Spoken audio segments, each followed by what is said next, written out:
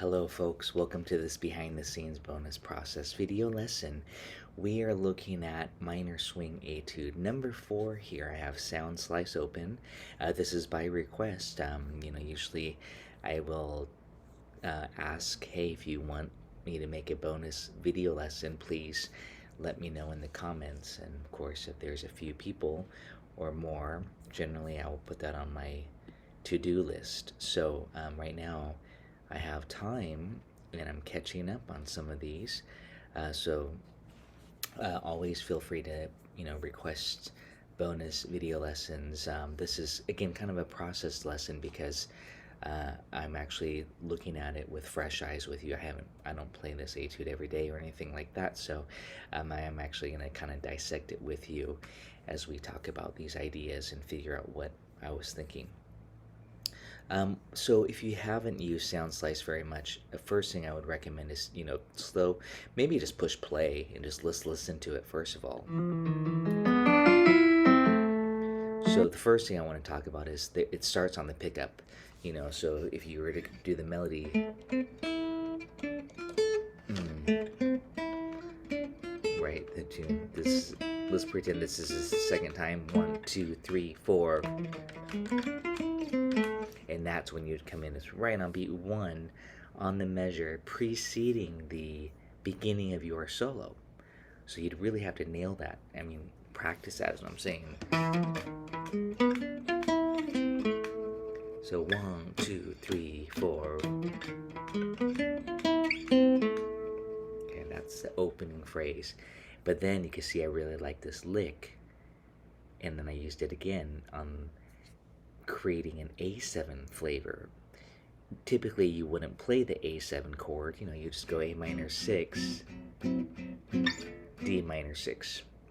But it's nice to throw in an implied A7, okay, that leads you to the D minor. That's where I'm doing this particular lick. So yes, this is a dominant lick. I could have written E7 flat 9, but I just wrote E7. Again, it kind of has a diminishing flat 9 darker flavor. Same with this, of course. So it starts right on the root. That's the important thing to know. Just start right on the root and do this turn. So practice that lick. Here it is on A7. Okay, you can see the strong motif there that we want to, I always say, unify it so it sounds kind of composed, intentional. So again, this is an analysis essentially in a breakdown video lesson. And that was just an A minor triad. I've got my hand on the space bar here, and if that's too fast, feel free to slow it down. Notice I'm punching the BPM down here with the cursor, and let's dissect it at a little bit slower tempo. By the way, we could even turn the metronome on.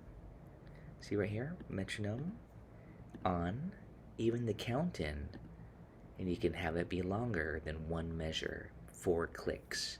But I'm just going to have it at 4 clicks. Here we go.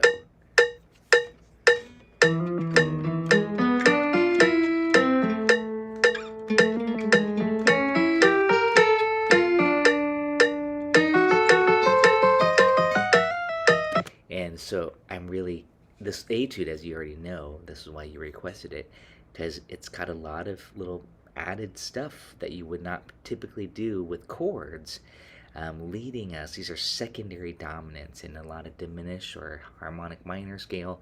It's coming from the same scale, which is a harmonic minor. So this here leads us to the E7. Basically, this is a B7, believe it or not, idea. But I wrote D sharp dim because that's what I'm thinking. So D sharp dim, D sharp dim. Just slide it every 3 frets. Same shape, okay? As a triplet, do do do do do do do do do. I'm just sweeping it. I'm doing this. Okay.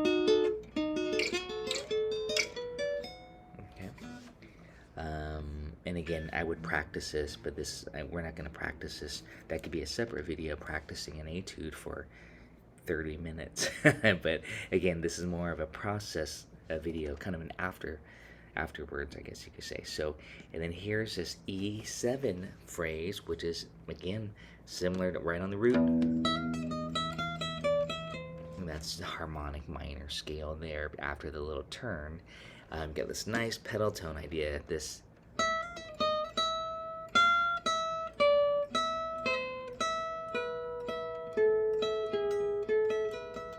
sounds like painted black almost.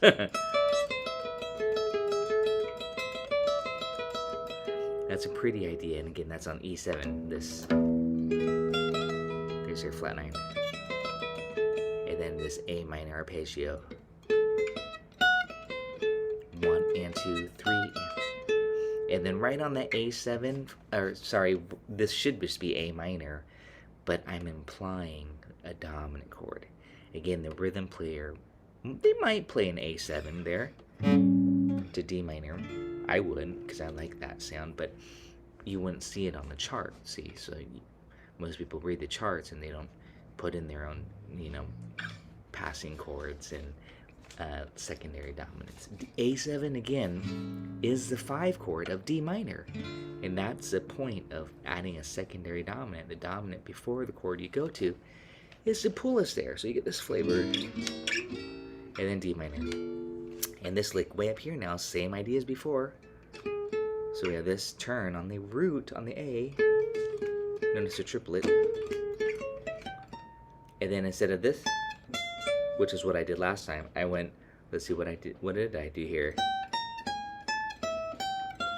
To me, that's just all an embellishment around a D minor.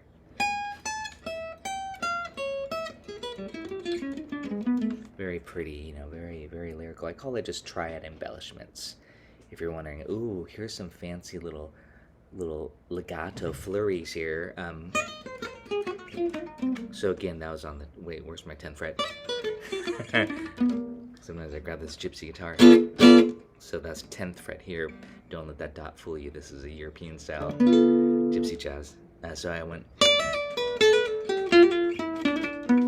I'm just visualizing this D minor.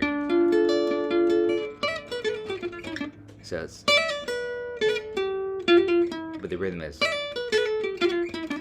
okay, that's all it is. It looks probably scarier and fancier than it is, and then it converts into an A minor.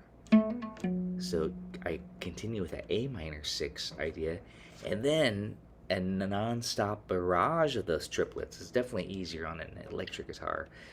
You'll get more, because these are hammer-ons and pull-offs. All I'm doing here is thinking root and 5th. Really, I'm starting on the 5th though. E, A, E, A.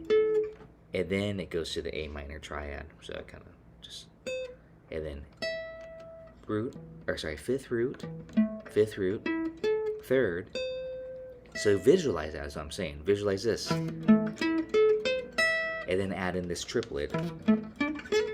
Oops, sorry. Okay, and then shoot. Lucky I'm not performing right now, but again, I'm just breaking this down for you and myself too, as I haven't played this in a while when I wrote it. Sometimes, again, I'll also write things and then I'll have to learn it myself. That's kind of fun, composing ideas. Oh, this is one of my favorite licks here. I did put in a B flat 7 chord because a lot of players substitute E7, B flat 7, A minor. That tritone, super dark flavor. So this is pretty popular lick. I wish I could take credit for it, but you're just playing triads off of B flat, which is the tritone sub of E7, and just going back and forth, B flat, E, B flat, E. These are major triads. No flat 7 involved. Because you kind of, with the B flat is, here, I'll break it down for you. If the rhythm player were just to play E7, B flat's a flat 5, super dark. The D is a flat 7. The F is a flat 9. And then, of course, if you have E triad, it's 1, 3, 5. And then I kind of quoted Django here. So it's, and again, that last lick was kind of out of minor swing solo, Django solo, 1949. But this is just a triad lick with triplets with tritone sub. B flat, E major, B flat, E major, B flat, and then a little, what they call these are a lot of terminology here. This one's called enclosure, when you're going above and below the note, and then you target your note. You're enclosing it. So I'm going to leave it at that. This is just a bonus process video lesson. I often make these videos as I'm writing it, but in this case I'm going back and making it. So I hope you enjoyed this session, and we'll see y'all next time. Practice hard and make sure you use Sound Slice and use just put on that marker here, and slow it down as necessary. I guess here, let's do this before I log off. I want to see how much work I need to do, but I'm going to slow it way down. 95. I lost my pick. That's okay.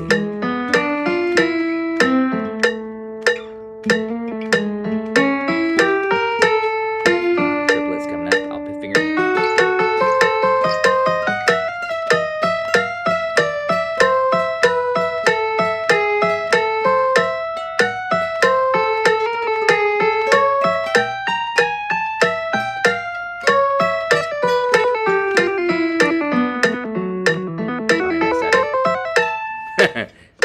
Four.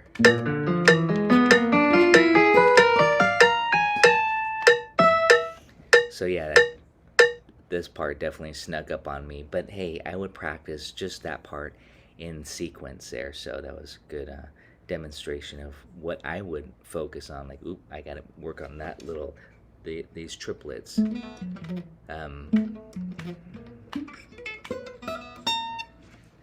Fun lick, kind of just a crazy little lick, kind of reminds me of Borelli Legrand. Hey folks, we'll see you next time. Thanks for watching. Cheers.